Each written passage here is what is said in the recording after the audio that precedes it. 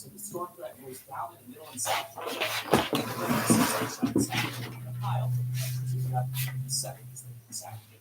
Here's 5-day forecast. Temperatures. You know, a lot of people say when you're going somewhere, you don't want to look back. But I think different. I can't lie and say, okay, I looked at everything in a different light.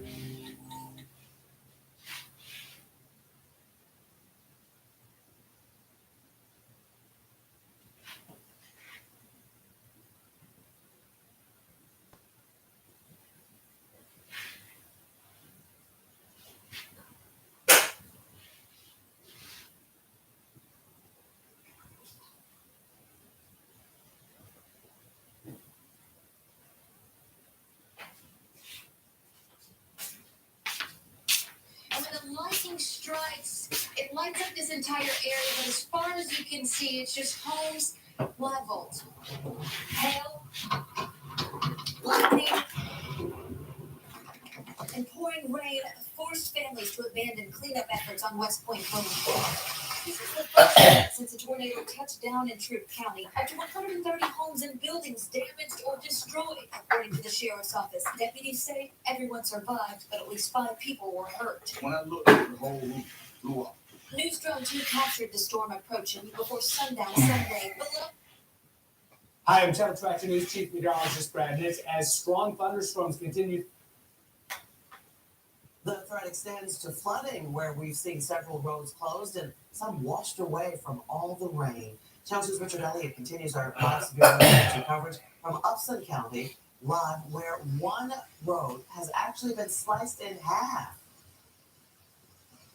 Yeah, this is McCrary Road, right along the Upson Pike County line. You take a look down in the hole right there. This road kind of got the triple whammy. If you look over here to the right, that is a pond that used to be used to grow minnows. Well, it has an overflow pipe coming this way. It has spillway this way. Then there's a culvert draining the entire road this way. It all hit because of that 5-6 inches of rain overnight. That culvert got backed up and finally couldn't take it anymore, washed out the whole road. There's a couple other roads in this area also washed out. And again, we are expecting another round of flooding for this, another round of rain, and this entire area is.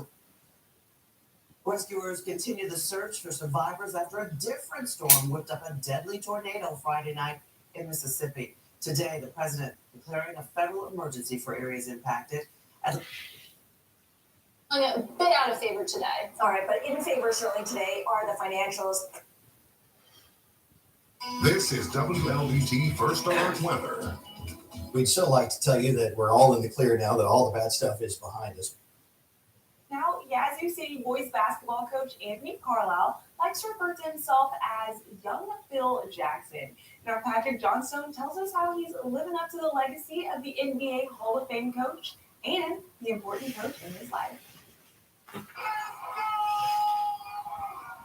In the last 10 years, Anthony Carlisle has coached 6 state champion teams, 4 at Velma Jackson, 1 at Columbus, and most recently at Yazoo City.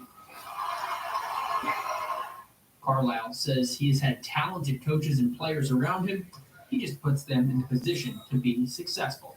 When they go to a wing and they're not on your side, you should be a foot in the paint, ready to help. Discipline and fundamentals. That's what we try to get our guys to understand, that you have to be disciplined on and off the court so that, you can do the job on the court. Let's go! Though he's been successful as a coach, being a coach wasn't always the plan. But his dad forced him into it. When I graduated at Southern Miss, he made me start working with him as an assistant the next week. So I didn't get any chance to kind of enjoy graduation or anything. I just had to get straight to work. So once I got to working with him, I enjoyed it because I just got a chance to learn so much. His dad, Archie Carlisle, is a Hall of Famer and a 7-time state champion coach. Anthony gives dad credit for all his championships. Essentially, I always tell him that, all of them belong to him because of the blueprint, that he gave me when I was an assistant for him. So it was kind of almost like a cheat code in a sense. And I just been sticking to the blueprint. Archie led the Indians to their last title in 1996 and challenged Anthony to return and bring the title back to the city.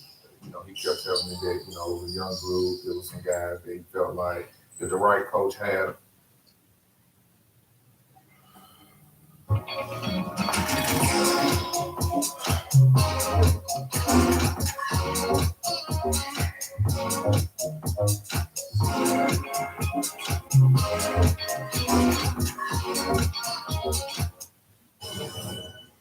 help is on the ground here in Mississippi after President Biden approved the governor's emergency declaration.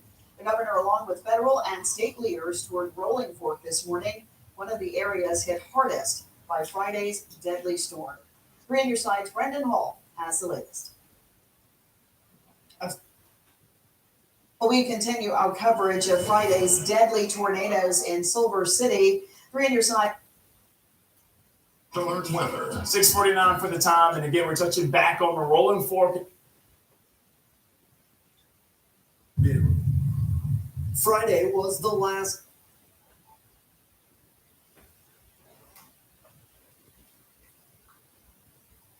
Day, Patrick Lord was able to speak with one of his closest friends. He came over my house every day. We had just talked that earlier that day. Come here every day.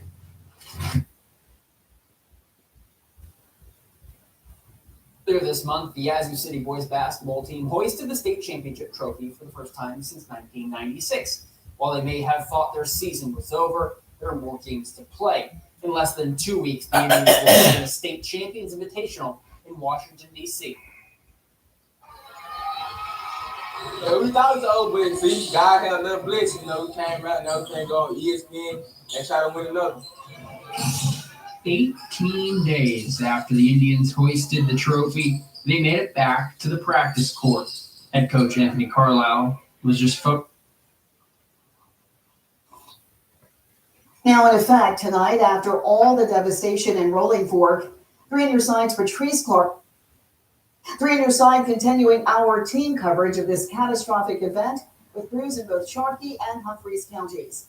Our Courtney Ann Jackson has been in Rolling Fork since before sunrise. She shows us now just how terrible the destruction is there. Sometimes it's difficult to imagine the sheer force of these storms, but this is a visual that makes it clear. And in the air. And this, too, is all captured on film. Somebody in between. Wasn't just Sharkey County and Rolling Fork, but other areas as well. This is in Monroe County and Amory. The cleanup efforts are going on there. This is video from inside one of the schools there from Friday night.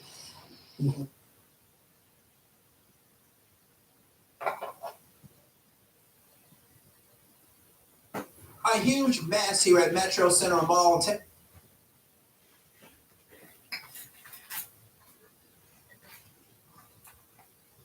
Take a look at all the glass, the strong winds, blew out windows, all the windows to the building, and the doors that lead to the Jackson Water Building Office.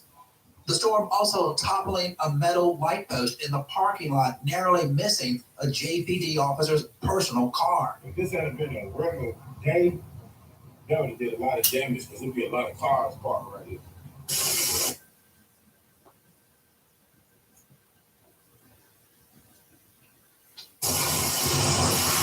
The winds were so strong, it took off a metal covering on an AC unit and sent it flying from the top of the building into the parking lot. Take a look at this window on the second floor of the building that houses Jackson Police Precinct 2. Now, we're told at least 3 squad cars had their windows blown out from the force of the wind. Those vehicles have now been taken to a repair shop to be fixed. In Jackson, Ross Adams, 16 WAPT News.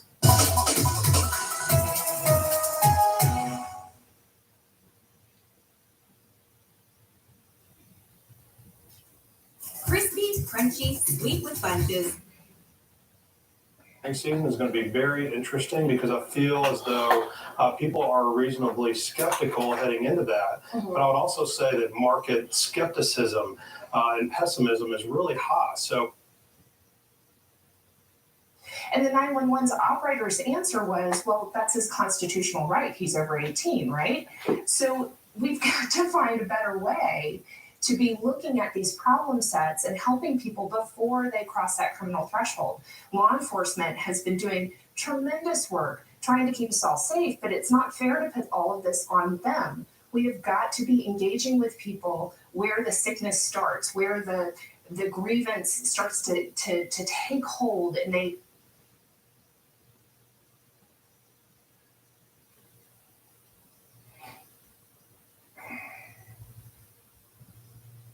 This is WLBT First Alert Weather.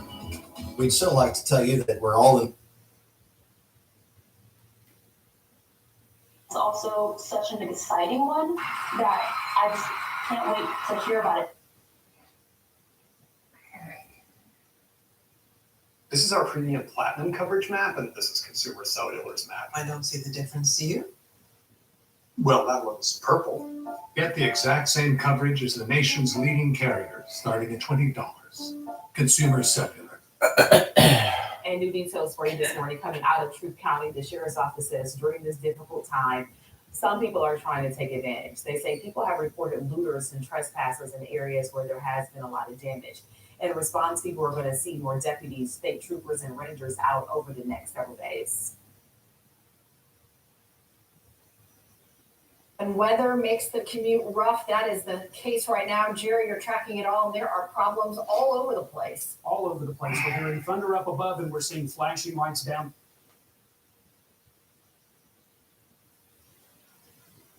Below, there you go, our latest red alert. This is the connector northbound near Cleveland Avenue, a multi-vehicle. Right now, we are taking a look at the power outages across the metro from the storms overnight. Thousands of people are without power right now, all scattered across the state. Georgia EMC is seeing most of its outages in the western part of the state, almost 2,000 there, and more than 600 customers in the metro without power right now. Georgia Power also working to restore power to about 2,000 customers in the metro. Let's take you now to a look at some of the damage in Meriwether County, where some people say they were trapped in their homes for a short time. Thankfully, nobody was hurt. Trees are down. There is debris all over. The storm ripped roofs off some of the houses. Meriwether County emergency officials say the damage is going to take a long time to clean up. And this morning, as always, make sure to stay weather aware. Download the 11 Live Storm Tracker app. Be sure to turn on the weather alerts for your neighborhood so you can stay safe. Also checking for updates on school closures this morning. Right now, both Truth and Meriwether County schools have announced they're going to be closed for the day. Thomaston, Upson schools and Pike County schools will be operating on a 2-hour delay this morning. Monroe County schools will start at 9:30. Water is a problem in a lot of places. All new this morning, a look at some of the storm damage and flooding in Upson County as it continues to rain there right now. Take a look at this picture Upson County EMA shared on Facebook. It's Jeff Davis Road west of US 19 at Pebble Creek where the road has collapsed. And then this is Morgan Road. It's been closed as a precaution. In this video from Yatesville Fire, you can see how high the creek has risen along the road. Dangerous for drivers, so firefighters put a limb in the road to act as a barricade until they can get the proper equipment there. More flooding on McCrary Road. It's closed until further notice. There is an incredible amount of water and the rain has not stopped.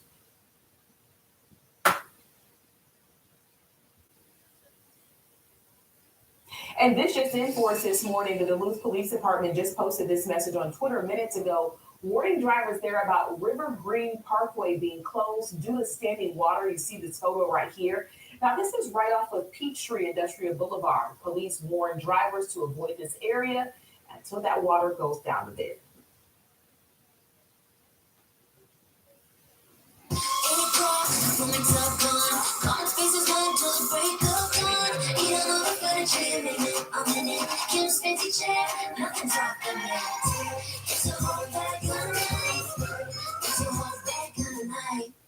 County is beginning recovery efforts after a possible tornado and heavy rain hit hard on Sunday. Yeah, the town of West Point was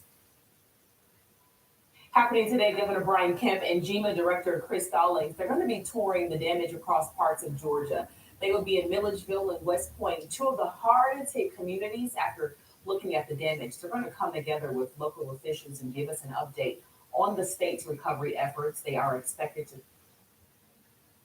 What a mess it has been this morning, Chesley. We've got a fatal crash to tell you about, but we're going to start you in DeKalb County with a crash that has closed all lanes on I-285 westbound at Lithonia Industrial Boulevard. There you can see police on the scene of what appears to be a multi-vehicle crash, I-20 westbound at Lithonia Industrial Boulevard. You see the red bank there. We're starting to get a backup. Fortunately, there's an easy alternate route around this, and that is Covington Highway. That'll put you on 285 and continue with your travels. How much of an impact is it having on the trip from Conyers? Well, there you go, a big impact. You are nearly an hour now to make it from Highway 138 in Conyers to the perimeter. Fortunately, somehow, over on the west side, I-20 is still in condition green, and we still have our fatal crash, I-20 westbound ramp to Jonesboro Road. Yeah, we had reports of even hail coming down with a few of those thunderstorms through the overnight. Had widespread rain and thunderstorms over the area. Has become a little bit more scattered as far as the thunderstorm. Lot to get to on the roads. This is our serious crash of the morning, and unfortunately, it is a fatal. The intersection of Jonesboro Road at the I-285 westbound ramp is closed due to this fatal crash. You see authorities there on the scene. That ramp blocked again. This is the I-285 westbound ramp to Jonesboro Road. That portion of Jonesboro Road is blocked. We've also got a crash I-85 northbound near the Newnan-Coweta County Airport. You see the yellow. There's some backup behind it. And then another crash, I-20 westbound at Fulton Industrial Boulevard, has a far right lane blocked.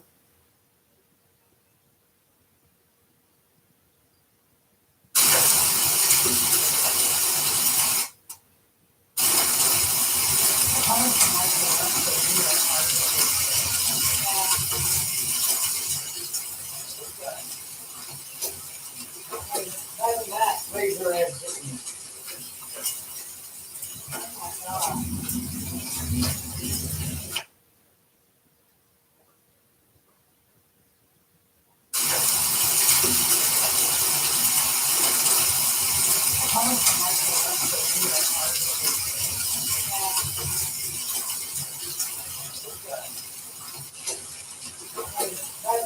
Raise your hand.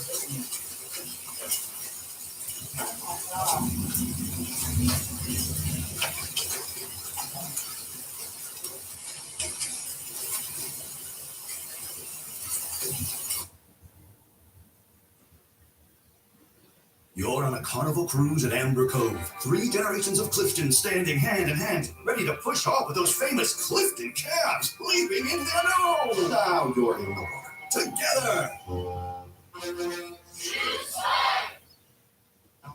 To our chief meteorologist, Chris Holcomb, and meteorologist Nicole Hartford, who are busy. I hear the thunder overhead right now in Midtown. Yeah, and it's going to be a pretty noisy night out there. We're going to be hearing thunder. You may see some flashes of lightning out your side of your window, and you're still going to be experiencing some heavy rain on your roof tonight while you are sleeping. We've had some impressive areas of rain move through Atlanta already. That's pushed up toward the north and east, but more rain coming in from the south and the west. And with all this heavy rain that has been pushing through, it has prompted this flash flood warning that is in effect right through the heart of Atlanta. It goes down over on the west side into parts of South Fulton, including near the Douglas County area. That includes parts of northern Clayton County, also DeKalb County, into Gwinnett County. These areas have picked up 2 to 3 inches of rain, and then additional rain coming in tonight. Take a look. This is a look at the 24-hour rain totals. You can see here about 2 inches to the south and west of us, 2 inches here on the north side, North DeKalb and central Fulton County, and then up near Sugar Hill, the Beaufort area, 2.3 inches of rain has fallen there. There's even more rain that has fallen here on the south side. Let's widen out a little bit, and we'll show you what we've got going on right now with that heavier rain here still coming in over parts of Coweta County right now as these heavier showers with a lot of thunder and lightning. These are the spots on the south side that have already...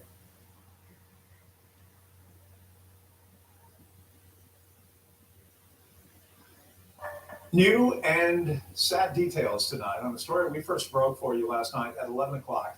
This morning, the body of a 4-year-old boy was found, recovered from the Yellow River. Search resumed today in Stone Mountain for the child. He was reported missing by his mother when they were both at the park near the river. This morning, the search resumed despite the heavy rainfall. The body was found before 11 a.m. at Gwinnett Fire and Emergency Service. This has confirmed that it matched the description the boy's mother had given him last night. Right now, we're just asking that people pray for the family, pray for the safety of all rescuers. The body of the little boy was turned over to the Gwinnett County Medical Examiner's Office for an autopsy.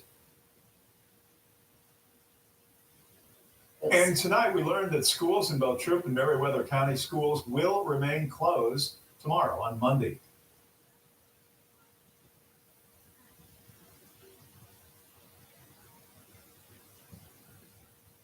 Further east, the storm damage continued and even pinned some people inside of their damaged homes.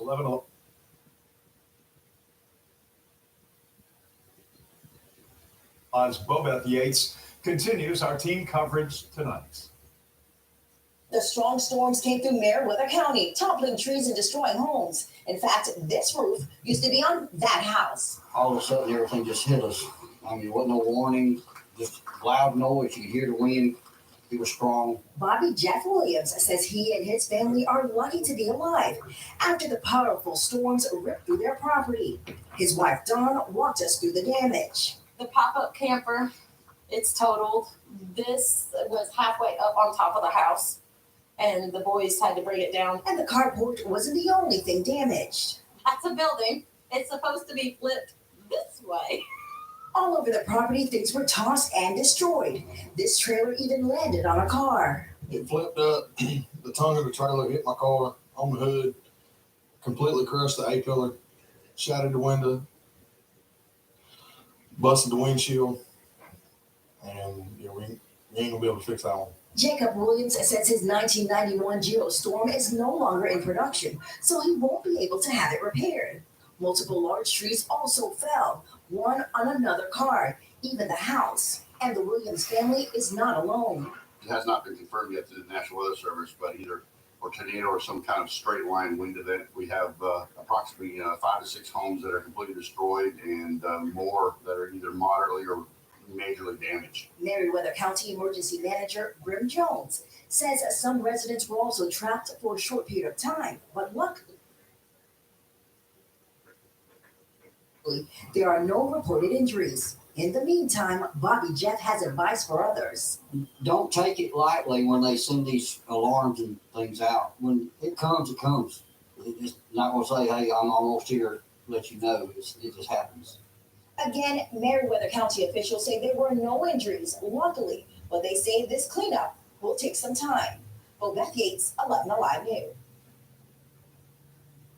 Staying safe when severe weather hits, always important, but in Troup County, it also came with watching out for escaped tigers. The 2 tigers broke out of the wild animal safari just outside of town of Pine Mountain. And the Troup County Sheriff's Office says they got the report about the tigers being on the loose, but still inside the park. Deputies eventually were able to track down the big cats and tranquilize them. No one was hurt. The tigers were returned to a secure enclosure earlier today. The chief marshal for the Troup County Sheriff's Office described how those wild giant animals broke free. The tornado hit Animal Park while I'm in the park, and it hit it hard. There's trees everywhere, structures completely demolished, fences down. It damage is pretty intense, and that's how most of them just got out. You know, a lot of people say when you're going somewhere, you don't want to look back. But I beg to differ. I can't lie and say it was easy. I looked at everything in a different light. I realized it started with me going back to my high school diploma. You need to know what you're getting into. The enemy is everywhere, but he can't be seen. Like me. None of this makes sense. It's a mind game, John. Today's steady rain enveloped those in Troup and Meriwether counties who took on damage from this morning's tornado. 11 Alive's Karis Belger was in West Point talking with people there upended by these powerful storms once again. It literally sounded like a train coming through. This is all that's left of the motel Divyesh Patel says his family owned for the last 50 years. I actually pinched myself 2 or 3 times to make sure I was not dreaming, because I would never have like thought of that this would happen to us. A strong tornado touched down on West Point Road in Troup County early Sunday morning, ripping trees up by the root and decimating buildings, including this church. Patel says it was still dark when he and his wife were forced to shelter in their young daughter's back room to wait out the storm. A whole bunch of debris, glass shattered and everything. As the sun rose, families attempted to assess the damage, trying to make sense of what they called a morning of chaos. Multiple rain showers throughout the morning meant recovery had a slow start. I know it's a very frustrating time for the people of West Point, Troup County, LaGrange. This is the third tornado we've had in a 2-month span. Authorities estimate between 80 and 100 homes were damaged during the storm, with close to 30 of those homes, like this one, being a complete loss. Power crews spent hours trying to restore electricity to those homes that were still standing. We're doing everything we can to make sure that the public's safe. Continued our response to this. Meanwhile, Didiash says he's hoping to reopen his family business, but he's thankful he and his loved ones are safe. In Troup County, Kara Spelger, 11 Alive News. And today we received plenty of images from the storm and its aftermath. Scott May shared what the damage looked like from his vantage point. It was just east of I-85 heading toward Warm Springs. Meanwhile, over in Pike County, Kelly Lorraine saw her front lawn inundated. We want to see your weather pictures, your wow moments, and the easiest way to share them is on the 11 Alive Storm Trackers Facebook group. It's a great way to interact with our team of meteorologists and get your photos and videos on the air. Earlier today, storms hammered counties south of metro Atlanta. Right now, we know of at least one tornado which touched down today. That was in Troup County near the Georgia-Alabama state line. About 100 buildings were damaged, with at least 30 uninhabited. So far, there have been 5 reported injuries, all minor, no fatalities. And tonight, Governor Kemp has issued a state of emergency, opening up additional resources needed for the recovery and cleanup efforts. And we have just learned that the governor will be clearing damage tomorrow in Milledgeville and West Point. First on 11 Alive. Everybody's just been real shaken, scared. Strong storms, which included at least one tornado, barreled through our area overnight, uprooting trees, leveling homes. We have released from local Wellstar of West Georgia. We worked with Governor Kemp's office as well as Director Chris Stallings from the Georgia Emergency Management Direction Agency this morning to work with getting the state of emergency issued, and Governor Kemp helped us with that. That released a number of state troopers as well as DNR rangers that have been deployed to Troup County to assist with that. We're asking at this time to please limit non-essential travel. We've got these affected areas. The people driving around looking are affecting us being able to rescue and get all these people and the trees off these homes and the roadway. A Red Cross shelter has been established at the West Point Parks and Rec Point University Gym. We're accepting non-perishable items that can be donated to Reed's Chapel Church and the First Baptist Church of West Point at this time.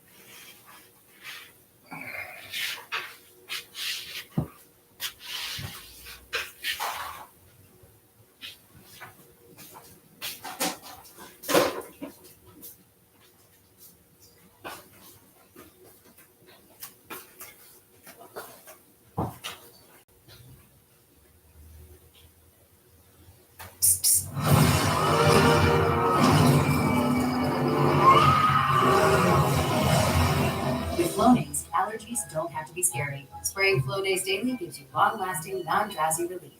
Flonase, all good.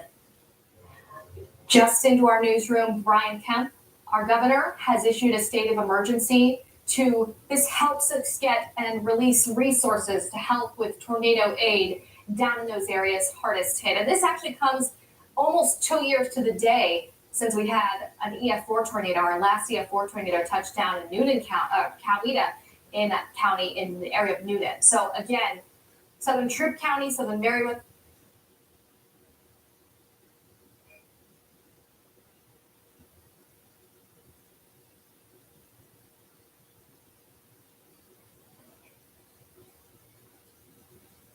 County hit very badly by a tornado this morning, but as of this point, the tornado threat is really winding down for us at the moment.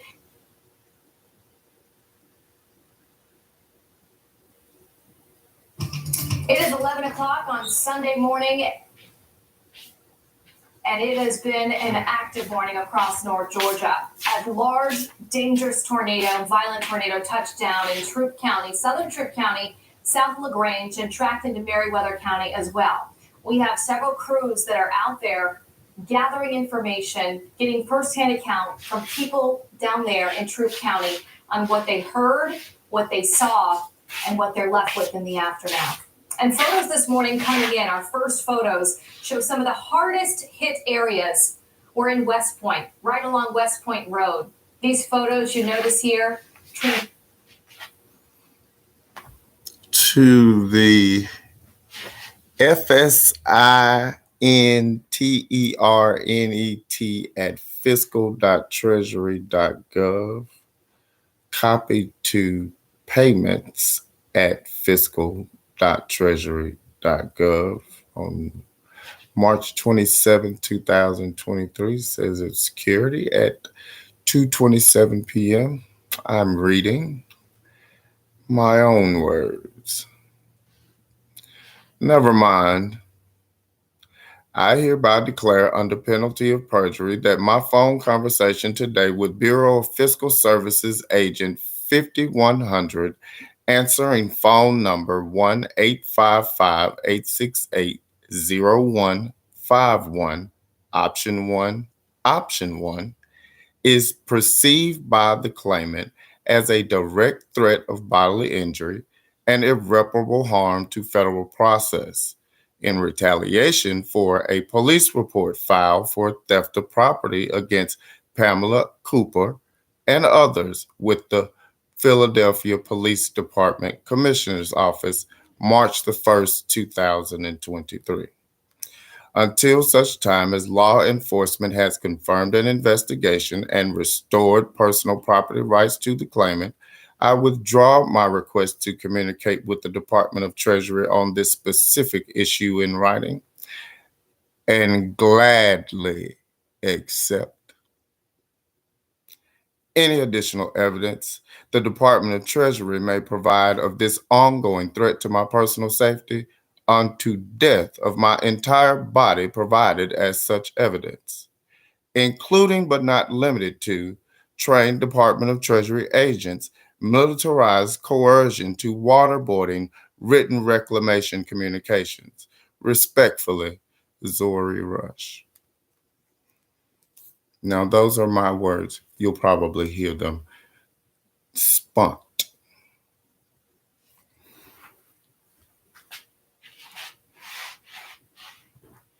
Spin.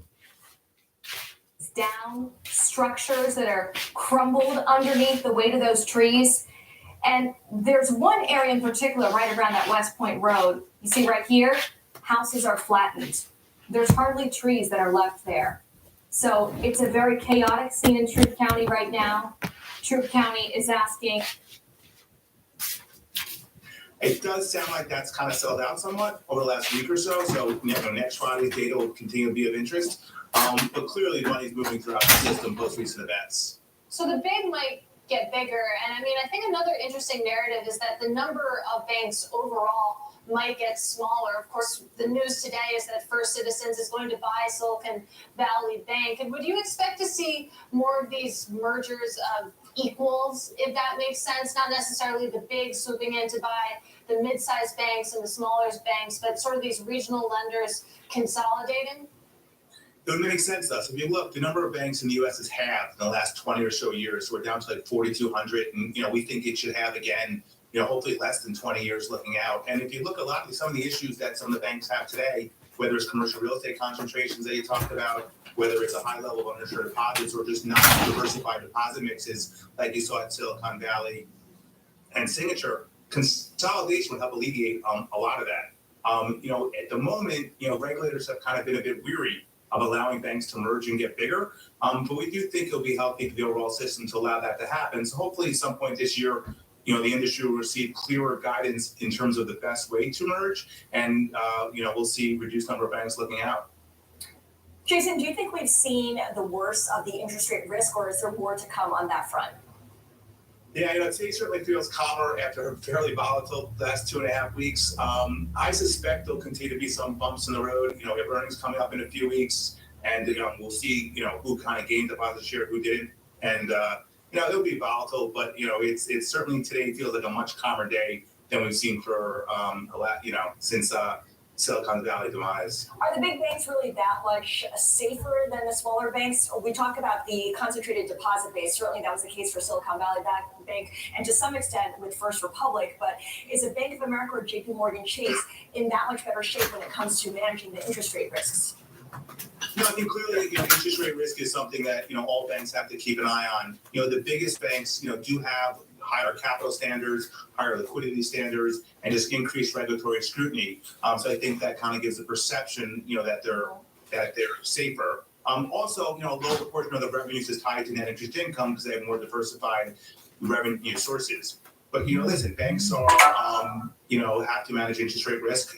Rates have gone up a lot very quickly. We haven't seen this kind of rate move. I started in 95, 94, you saw rates up 250, and we thought that was a lot.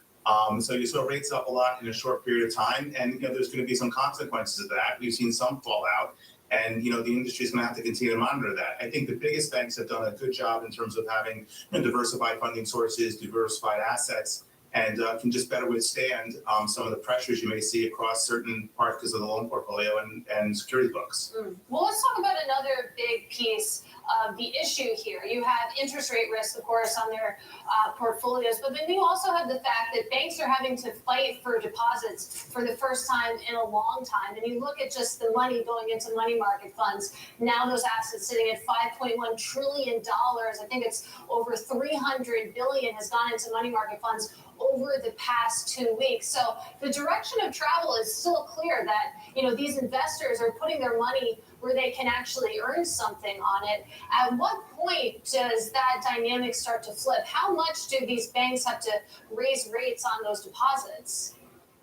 There'll continue to be upward pressure in terms of what rates are paying on deposits. And I would suspect recent events kind of probably exacerbate that. So banks have been slow to raise their cost of deposits as the Fed has hiked. I suspect we'll see some catch up into the end of this quarter and certainly into next. And there's just several forces kind of weighing on banks, funding costs, whether it's continued increase in what they have to pay, a reduction in the contribution of non-interest bearing deposits, just because the opportunity cost to get nothing in a 5% or so Fed funds backdrop is high. And then to your point, just the competition from non-bank sources. So you'll continue to see pressure. I think also, banks, looking at will want to keep more liquidity on their balance sheet, which will also add net interest margin. So I think banks were lucky. You saw margins expand throughout the course of 2022. And I think as we think about 2023, net interest margin pressures will likely be, more than we thought at the start of the year. Jason, looking ahead, I know that the stress test for this year has come and gone, but for 2024, there's going to be a lot of scrutiny on those stress tests, and there was a lot of, controversy or pushback that they didn't actually test for the right scenarios in the past. I think there was only twice when the Fed tested for high rates and high inflation as well. Are the tests going to get a lot more stringent in the year to come, and will it actually be useful in trying to sort out winners and losers? Yeah, and I think certainly, the relatively new Fed Vice Chair of Supervision, Michael Barr, has talked about, wanting to incorporate multiple scenarios into the stress test. The 2023 version, did not include, the higher rate backdrop that, maybe we got. And I think looking out, there's certainly something we could see more of in terms of the Fed, stress testing to multiple scenarios. The biggest banks already undergo a liquidity stress test. Perhaps that gets made public. Perhaps they expand that to a wider pool of banks. So something else to be mindful of. But listen, the banks are, tested against a pretty stringent set of scenarios. It kind of changes year to year.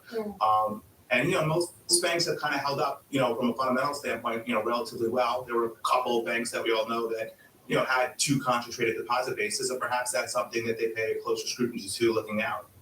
Jason, really appreciate it. That is Jason Goldberg. He is Managing Director and Senior Equity Analyst over at Barclays. Coming up, things are looking up for Salesforce as it shakes off a proxy fight from Elliott Investment Management. It's our stock of the hour. Up next, this is Bloomberg.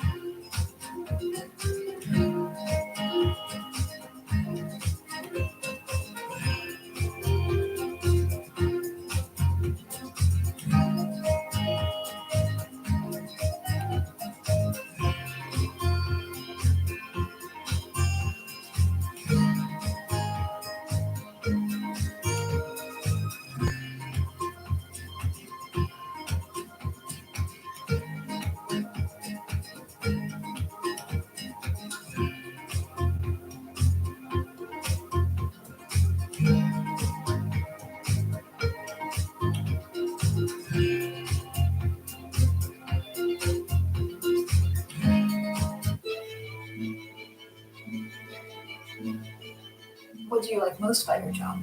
I think the people. I mean, ultimately, we're a people business. A lot of what my job is as CEO of the company is to give those people sort of motivation, to tell them where we're going, to encourage them to come up and do their best work, to encourage them to collaborate. So sometimes you sort of think you're almost a psychologist, as you are a business leader, I think, sometimes. And so what's your best piece of advice? I love pitches. I love being sort of leading from the front, if you like, and spending times with teams. I love to see the work that we're doing when we pitch for a piece of new business, often when we come together. So I try and put myself in the seat of the client. Or what's the client going to think when they see this work? Are they going to be excited? Is it going to turn their brand around? How's it going to resonate with their consumers? So as much as possible, I probably try and play that role.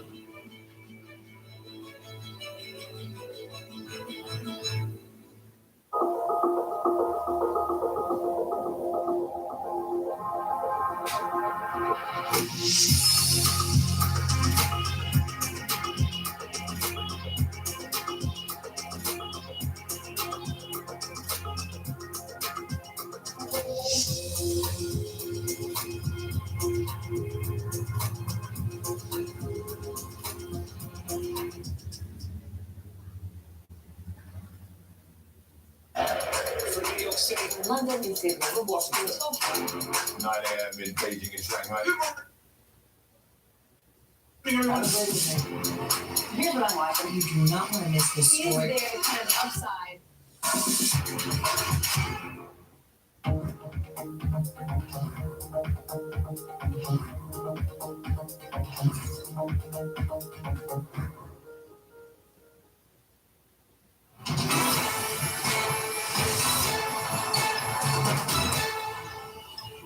Salesforce investors are breathing a sigh of relief today as the software company fended off a proxy battle with Elliott.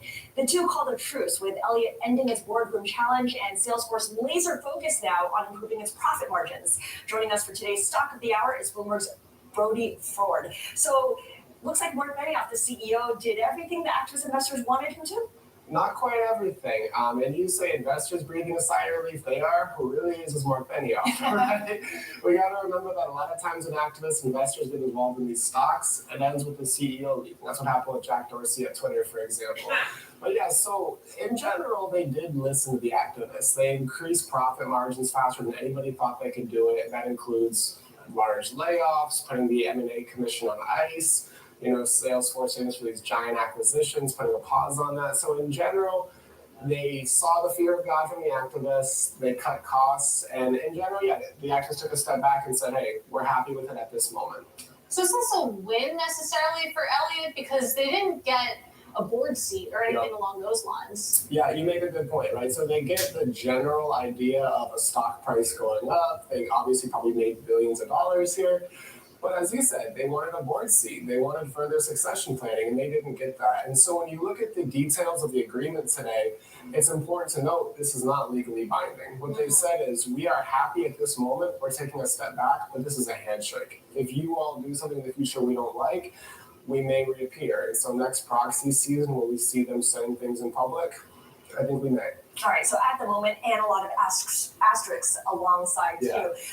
Elliott was not the only activist investor agitating for change at Salesforce. What about the other activist investors? Are they also singing from the same hymn book? Are they pushing for different things? Are they satisfied? From an outsider perspective, they all want more profit. So on one level, yes, but they all are on kind of different factions, right? Value Act, another investor in the stock, they got a board seat, right? Because, Mason Morfitt is a friend of Benioff. That's not the only reason, but, they say that they already had a pre-existing relationship. Starboard, another large investment activist hedge fund, also took a stake back in November.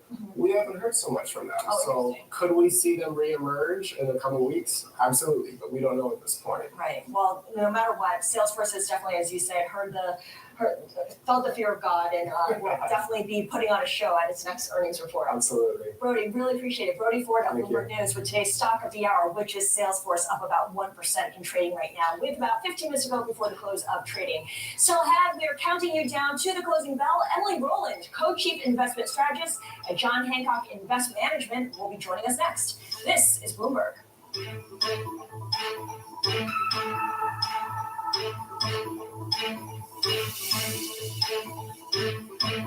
This is Dale. Before using TheraBreath mouthwash, he hid his smile. Now, yep, it's swishing time. Swishing with TheraBreath Healthy Smile mouthwash helps fight cavities.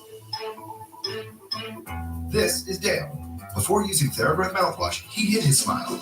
Now, yep, it's swishing time. Swishing with TheraBreath Healthy Smile mouthwash helps fight cavities for 24 hours. Oh, a hard worker, just like us. And it helps strengthen teeth and enamel. Do you take those teeth to the gym? Now when Dale looks in the mirror, he loves who he sees. Feelings mutual, buddy. Feelings mutual. Try TheraBreath mouthwash today. It's a better mouthwash. I guarantee it. Your dog is your best friend. But your dog's best friend is your ex-girlfriend, because she always has irresistible pepperoni. Be your best friend's best friend. Pepperoni. Introducing a revolutionary automatic drip coffee machine. Brewed fresh, hot or iced. True brew by belonging. Coffee from bean to cup. There's never been a better time to get away with a great deal on the Hyundai you've always wanted. With America's best warranty and up to 3 years complimentary maintenance. It's your journey. Own every mile at the Hyundai Getaway Sales Event. Now's the time to get in and get away. Get 0% APR, 0 payments for 90 days, and $500 bonus cash on select vehicles. Now, during the Hyundai Getaway Sales Event.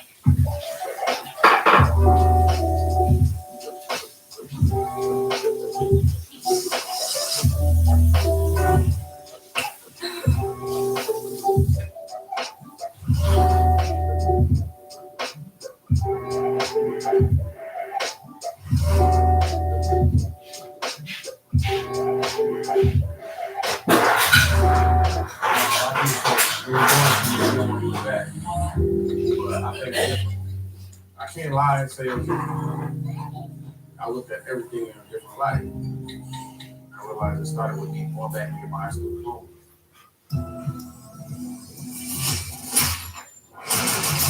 Greed will be the thing that kills us all.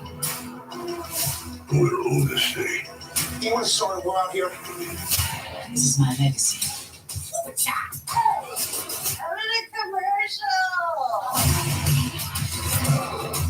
This is how it starts. Go for it.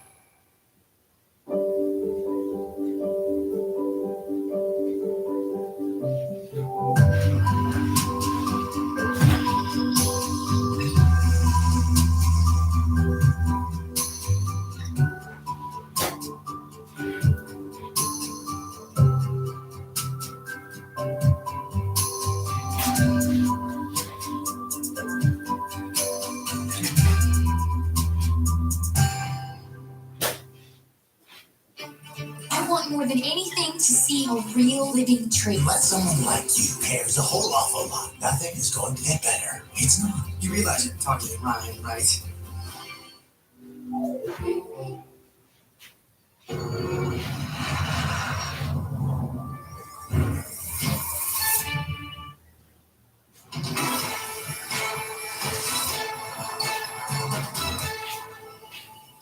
This is Countdown to the Close. I'm Scarlett Fu. And I'm Katie Greifeld. Romaine Bostic is off today. And what a day he chose to be off, because it feels like a fairly normal Monday where we came in and the world wasn't ending. There wasn't a big banking crisis on our hands. True.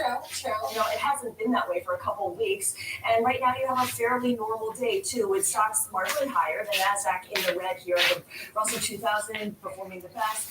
We have treasuries down, so yields. That is, in fact, true. It's a normal day I feel like for you. perfect example of today's action of what we Recreated day So let's bring in now Emily Rowland. for you. She is Rowland, rather. She's co-chief investment strategist at John Hancock. And I'd also advise that you are damn good at being you. You have an S&P 500 that somehow You're perfect. is higher by about a If you could get any better, for the month of March. I'd Then give look you at a the two-year fucking Treasury Oscar yield, for myself. example. I don't even want to look at it. It was above 5%. Now it's at 4%. Just incredible moves in the bond market relative to the stock market. When does that volatility come back together? Do stocks need to get more volatile from here, or do bonds need to calm down? I mean, Katie, you nailed it. My partner, Matt Miskin, was joking on one of your shows the other day that when the 2-year Treasury yield is acting like a meme stock, you know that there's a lot of uncertainty around Fed policy. And that's certainly what we're seeing. I think notable today was this big backup in bond yields and equity markets really brushing it off. And I think the idea here is, you know, we haven't seen a major bank failure this week so far. There is a sense of calm in markets. There's a bit of a relief in terms of some of the work that's being done to shore up the banking system here, but still a lot to work through in terms of, you know, this late cycle environment, the economic data coming in all over the place, and what it means in terms of when a recession likely unfolds. It is a summation of good news for banking, and you see it pre-market. Moving with the movers, Lisa Abramowitz. Yeah, we're looking at some of the mid-sized banks. It is important to.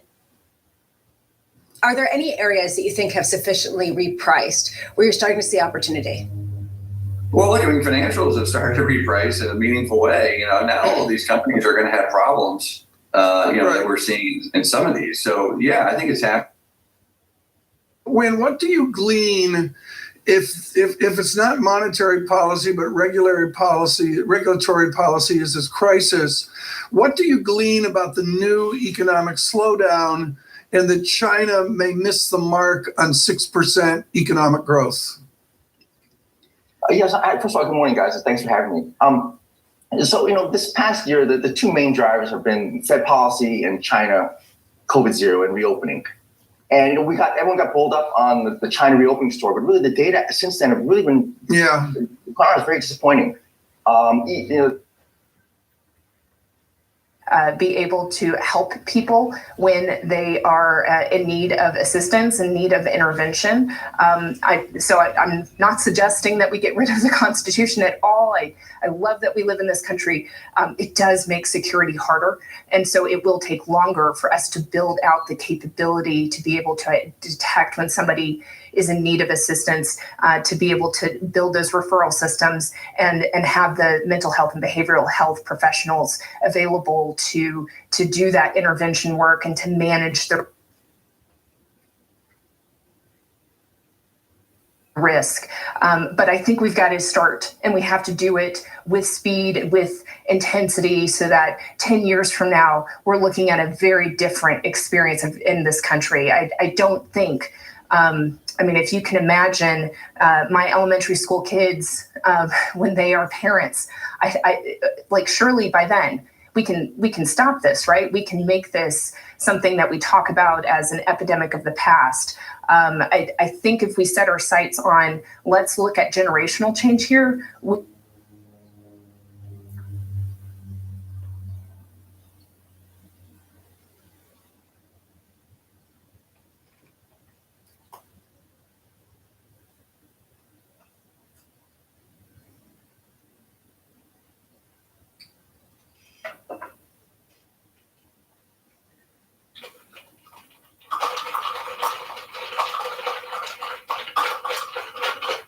we can make a difference.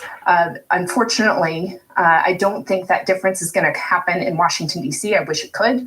I think we have to focus on the grassroots, on changing hearts and minds, that we can do reasonable gun control that is not taking away your Second Amendment rights, that we can do prevention and intervention in a way that respects people's civil rights and civil liberties, but also gets people the help that they need. We can do this, but we've got to start investing now, and we need to be focusing on the states and at the grassroots level to make that change. Thank you, Elizabeth. If I can pick up on that with Pierre. So the states are moving. Illinois this year under Governor J.B. Pritzker became the 9th state to ban assault weapons and high-capacity magazines in that state. There's definitional issues around that, of course, but there are 9 states that have done that. There are states that have done other things on mental health. New York State, after the But no limos, I'm not paying for hair and makeup.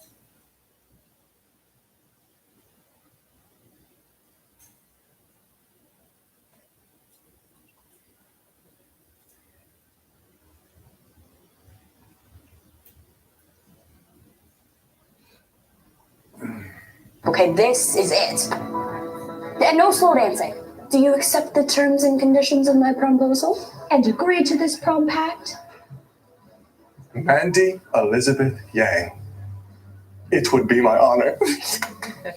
Oh, this looks cute. Yes, Rebecca. it does. That is a clip from the upcoming Disney movie Prom Pact, where one high schooler is balancing the stress of college applications with the drama of senior prom. And the star of the movie, Peyton Elizabeth Lee, is with us right now. It's so good to see you.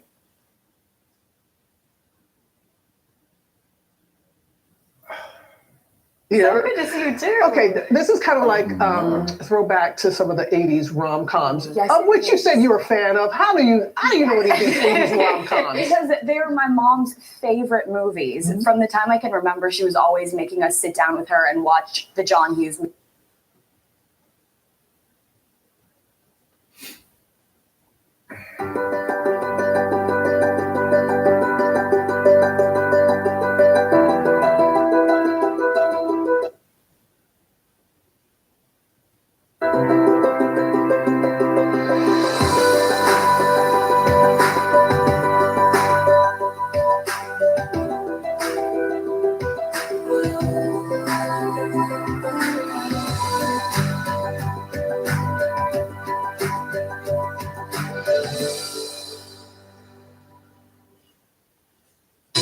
In today's Tech Bites, parts of Twitter's closely guarded source code were leaked online. That's the fundamental computer code on which the platform runs. It includes security vulnerabilities. Twitter has filed a lawsuit to determine who was behind the breach.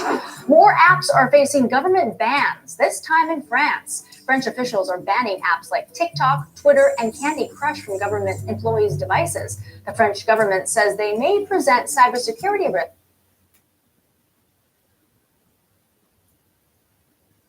for employees and the administration. And Levi's is increasing its modeling staff with artificial intelligence. The company plans to use AI-generated fashion models in its ads. The AI-generated models vary in body types, ages, and skin tones. Levi's says they will never fully replace their human models. And those are your Tech Bites. Have a great day. We're going to begin with Adele saying hello to more dates in Vegas. The Grammy winner telling the crowd at the last show in her current residency on Saturday night. Okay, guys, we are turning now to something we could always use. Never released music from Whitney Houston. The late singer's family sat down exclusively with Deborah Roberts to talk about her music and her legacy. Hey, Deb, good morning. Good morning, Rebecca. A lot of people may not know that Whitney Houston actually began singing in church. She was 5 years old when she discovered her voice, 11 when she sang her first solo. She would go on to shatter all kinds of records, but her family says that it was her gospel roots which inspired her. So they're releasing new music to remind us why. She was the voice of a generation with mega hits like I Want to Dance with Somebody and I Will Always Love You. Tell me so. And 10 years after the loss of Whitney Houston, Her brother Gary and sister-in-law Pat still singing her praises. The world lost a global superstar. But they lost their Nippy, the girl whose unmistakable voice was discovered in the church choir. So that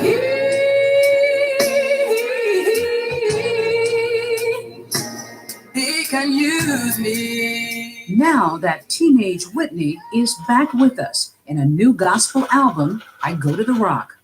Pat and Gary releasing 6 songs young Whitney recorded but never released. When you look at the cover, I Go to the Rock, how did you come up with this? What do you want people to take away from this? The way I interpret it is going to the source of power, of strength, of love. I mean, just the impact that she had over the audience and how she felt. She was doing it for herself. Whitney never followed trends. In my opinion, she set them. She never tried to be like anyone else or try to sound like anyone else. She was just Whitney Houston.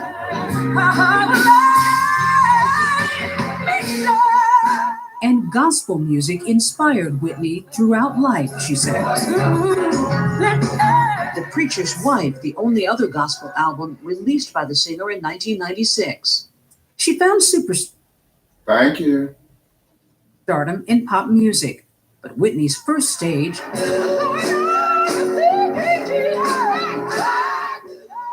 New Hope Baptist Church, seen here in the documentary released in tandem with the new album, where Whitney found her wings, guided by her mother, the choir director. What was it that gospel meant to her? This is who Whitney was. This was her life, and she's getting a chance to expose it, where it came from, where it was designed. It didn't matter where she was in the world, she was definitely going to sing gospel. It's her refuge. And when you feel that strongly about something, it permeates through. What do you think this does for her legacy? She left an indelible mark on all of us with her voice. And it's a moment in time for everyone to just sit back and take a look at why you fell in love with Whitney Houston. People forget what you do, what you say, but they'll never forget how you make them feel. We're just hoping that everyone loves it as much as we do, because it comes from the heart. What an amazing album with some great voices like BB Winans in the mix. Really powerful stuff, guys. Thank you, Deb. Right now, we want to go to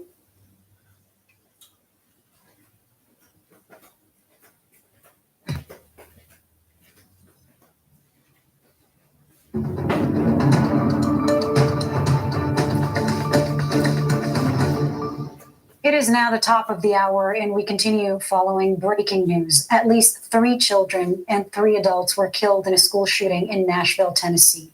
Officials say the suspect was a 28-year-old female armed with 2 semi-automatic rifles and a handgun. Police say the suspect at one point attended the school, but did not reveal a motive. Parents were reunited with their kids at another church. Police say the focus is now on supporting all of those impacted. We have 3 adult victims, and we have 3 children who have been identified and their families have been contacted. Right now, I will refrain from saying the ages, other than to say I was literally moved to tears to see this and the kids as they were being ushered out of the building. CBS News Chief National Affairs and Justice Correspondent Jeff Pegues joins us now. Jeff, we've just learned the age of the shooter. We knew it was a woman. Police are now clarifying that it was not a teenager, as it was reported earlier. They thought it appeared to be a teenager, but it's actually a white woman who is 28 years old. What more are we learning about this shooting? Well, that seems to be as much as they have right now, although I suspect that in the next couple of hours they'll get more information. But a lot of the focus is figuring out the reunification of family.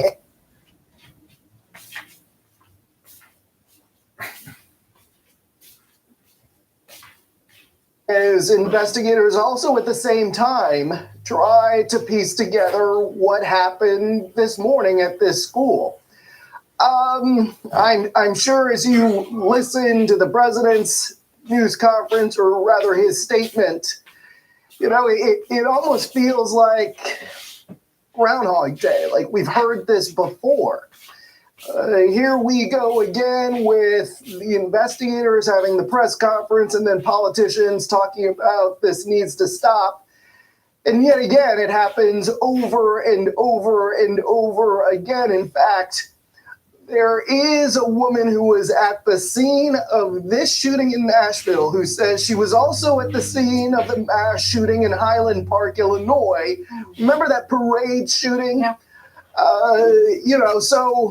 What that suggests, I mean, it's incredible that someone witnessed both of these horrific events. But what it says is that the frequency of these events, they're just happening more often. And it's not the first time that happens, that we hear of a victim of a mass shooting who had been at a previous mass shooting. Recently, I remember this report. Michigan State, Michigan I think State, yeah.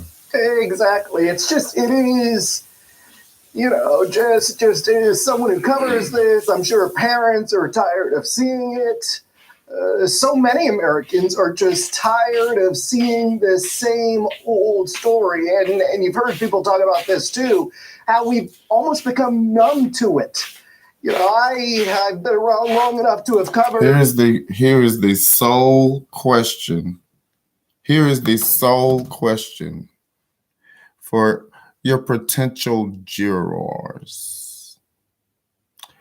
What does it mean to be 1/8 of a person? If you could find someone within a 500-mile radius of me that knows what I know about being 1/8 of a person, how you can actually calculate 1/8 of a person, as does the Constitution.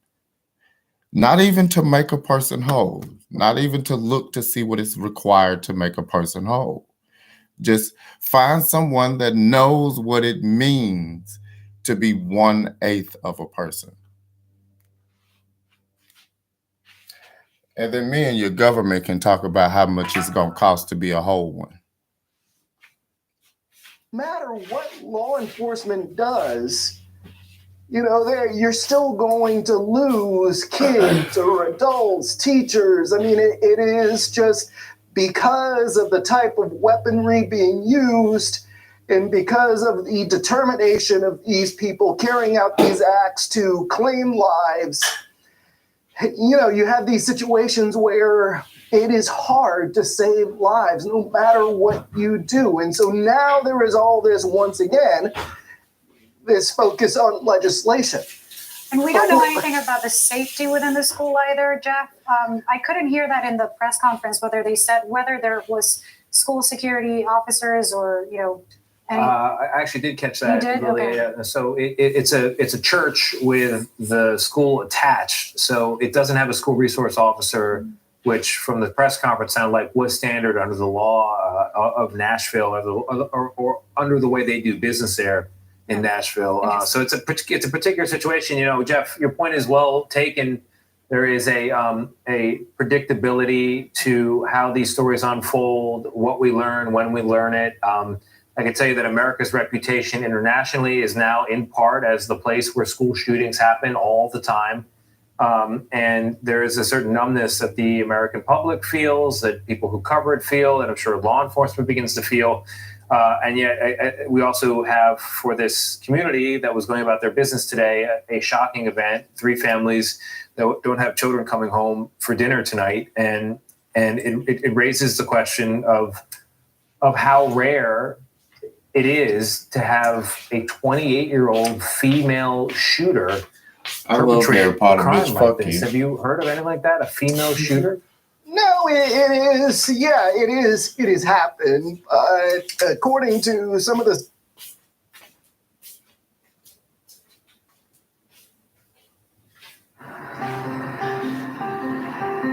My doubleware lets you see a star in the making, a one-of-a-kind connection. My natural skin shine through. My double rail lets you see the force of nature that inspires again and again. Double rail lets you see me, my double wear, my story. Breaking the law, breaking the law, breaking the law, breaking the law, breaking the law, breaking the law, breaking the law, breaking the law, breaking the law, breaking the law, breaking the law, breaking the law, breaking the law, breaking the law, breaking the law, breaking the law.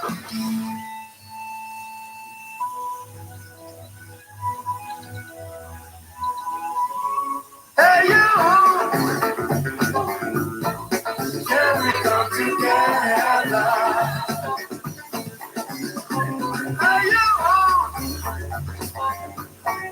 Can we come together?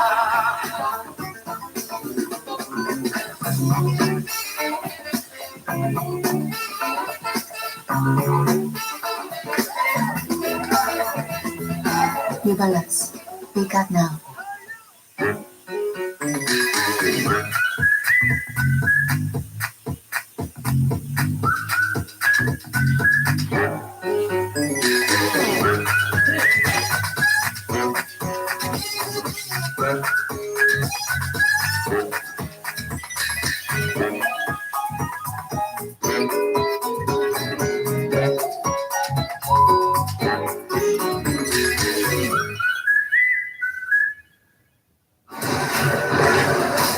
Allergies don't have to be scary. Defeat allergy headaches fast with new Flonase headache and allergy relief. 2 pills relieve allergy headache pain. And the congestion that causes it. Flonase headache and allergy relief. All good. The right now at a nationwide teacher shortage. The right now look at the day ahead. An alert this morning for dog owners And the key takeaways from the biggest stories. World News Now and America This Morning, America's #1 early morning news. Today does feel a little different. Early mornings on ABC News Live. Welcome back to GMA3. America's culture war is being fought in the classroom, and now there is a battle waging over banned books. Yeah, last year, Florida passed a new law to review reading materials made available in classrooms. And this month, Martin County, Florida announced the removal of 92 books from its schools. 20 of those books were written by best-selling author Jodi Picoult, and she is here to discuss this with us. Jodi, thank you so much for being here. Thanks for having me. Thank you. Absolutely. Okay, so listen, you say that you've had your books banned before, but never 20 all at once. Nope. Why do you think your books are getting banned, especially there in Florida? That is an excellent question. But unfortunately, in Martin County, Florida, and in many places in Florida, one parent can decide to pull a book from a shelf without even giving a reason for that. And the one parent who wanted to ban all 20 of my books said on her form that she had not read the book. She admitted to that. And she said that some of them were adult romance, which is really interesting because I don't write adult romance. And in fact, half of the books she pulled do not even have a single kiss in them. But they do have topics like gun rights and women's reproductive health rights and gay rights and things that make... Right, because all of your books are very topical. It's like what's happening in the moment. So they're books that are to encourage kids to think for themselves. They're at a high school library. It's worth saying that. This is not an elementary school library. And the modus operandi is to get the books pulled off the shelves because the process for review is very muddy. And so the books stay off the shelves away from kids until they actually manage to figure out a way to review them. There are some libraries in Florida, actually, school libraries, where they have not had any books in elementary school libraries since Christmas. Well, and you said you've had even 2 more pulled off the shelves. Yeah, just this weekend. This weekend. Yeah. And when you're talking about adult romance, too, that's not what I'm writing. Even your book, The Storyteller, it's a novel about the Holocaust. That's correct. Yeah, that was the one that really shocked me in Martin County because it's a book about fascism and the rise of fascism and how ordinary people can play into that. And it felt very ironic to have a book about the Holocaust banned. It's a story for people whose stories can't be told. And that's the reason that we need books like this on the shelf. So I want to show this moment from last week. This was at a Martin County school board meeting. This is a 100-year-old World War II widow and she spoke out against these book bans. Okay, the moment went viral. So let's go ahead and take a look at that. One of the freedoms that the Nazis crushed was the freedom to read the books they banned. They stopped the free press, banned and burned books. The freedom to read, which is protected by the First Amendment, is our essential right and duty of our democracy. It is just chilling to hear that. Jody, what is your reaction when you hear that? That I wish she didn't have to fight this battle, that we shouldn't have to relive history all over again, that it's okay for a parent to decide whether or not a book is appropriate for their own child, but it's not appropriate for that same parent to make the decision for your child. Right, you call that a colossal problem. It is a colossal problem. Individual parenting and individual family decisions that need to be made here. Exactly. Especially at a time when we're setting record for book bans. So keep this in mind. There's a new report from the American Library Association. Attempted book bannings and restrictions at school and public libraries actually set a record in 2022 with more than 1,200 challenges. So to put that in perspective for you, it's nearly double the total from 2021. Wow. Yes. Yeah. So what do you think is driving this nationwide idea? I think it is a small, very vocal group of people who are speaking out. The vast majority of folks in this country know that we should not be banning books, that we should not be restricting what kids are reading, especially at a high school level. I think that unfortunately the minority is much louder than the majority. And so we all really need to take a stand. You can't listen to the politicians when they say, these aren't bans, it's a hoax. I'm an author. 20 of my books were pulled off a shelf in one particular school district. That is not a hoax. That is a ban. And it's really important that right now we all speak out against this, because we've seen historically what happens when we do not. And as Gio said, your books are always A grounded. good mama train her children to not only be prepared for white boys, but be prepared for religious groups too. Trust me, I'm okay. Well, thank you so much for joining us. And her latest book, by the way, Mad Honey, is available now. Best-selling author Jody Pico. Thank you so much for joining us today. Thank you for having me. I really appreciate it. Thank you. Thank you. And up next, right here on GMA3, we'll take a look at the rest of the day's headlines. And some important tips for surviving allergy season. That's coming up. My husband GMA, needs those. GMA3. We'll be right back. Do stay with us. 8 o'clock, roommates are gone. Common spaces line till the break of dawn. Eat on all the furniture, you're in it, I'm in it. Kim's fancy chair, nothing's off in it. It's a whole bad kind of night. It's a whole bad kind of night. Hey, you! Can we come together? Hey, you! Can we come together? Anybody want to jump off a motherfucking building?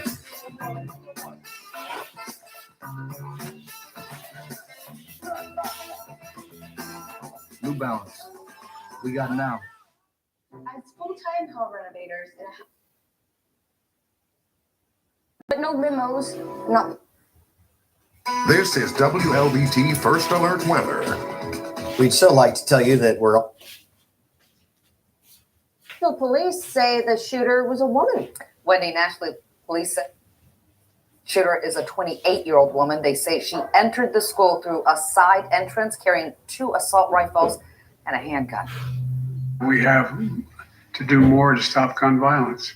It's ripping our communities apart, ripping the soul of this nation. President Joe Biden again speaking about gun violence in the wake of the deadly school shooting in Nashville. Authorities say they received the first 911 call from the Covenant School at 10:13 this morning. So multiple victims down. 14 minutes later, 7 people, including the shooter, were dead. When the officers got to the second level, they saw a shooter, a female, who was firing. The officers engaged her. She was fatally shot by responding police officers. Video shows students holding hands as they left the school to meet their parents and guardians. Law enforcement surrounded them as they walked to a nearby church. I am truly without words, and our children deserve better. The FBI is now involved in this investigation, and counselors are being brought in to help those students and staff cope. Live in the newsroom, Sophia Choi, Channel 2 Action News. Newsroom 2 over Tripp County showing us the destruction. Families are now cleaning up after severe storms swept through. Ticketmaster facing new accusations of fraud and price fixing. Why music fans say that the service makes it almost impossible for them to get the tickets they want. The body of a 4-year-old found in a river in Gwinnett County. The new warning that firefighters want parents to hear. Breaking the big stories in Gainesville. Channel 2 Action News.